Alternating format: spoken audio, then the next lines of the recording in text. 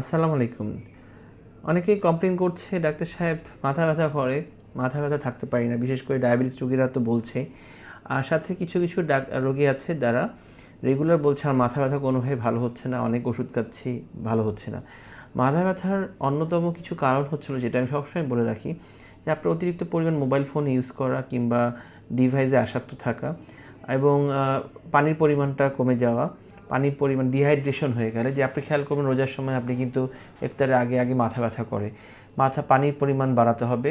তারপর হচ্ছে হলো, আপনাকে জোরে চিৎকার করে কথা বলা যাবে না এবং অতিরিক্ত কোলাহল যেসব জায়গায় আছে সেসব জায়গায় অ্যাভয়েড করতে হবে।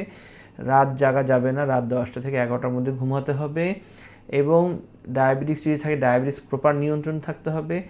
অনেকে বলে, ডাক্তার সাহেব মাথা ঘুরায়।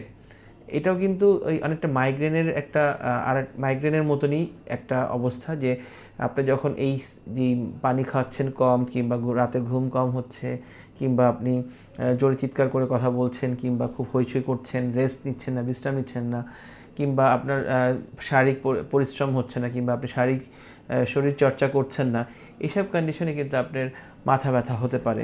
সুতরাং মাথা ব্যথার জন্য সবসময় যে চোখকে দায়ী করা হয় তা না।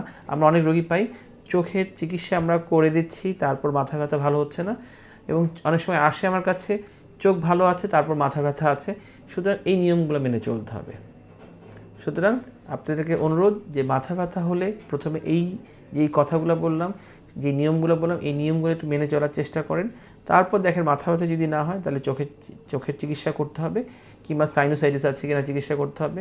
তারপর আমরা লাস্টে দরকার হলে ব্রেনের কোনো পরীক্ষা করে সেটা, যদি কোনো সমস্যা না হয়, সেটা ব্যবস্থা করতে হবে। ধন্যবাদ সবাইকে।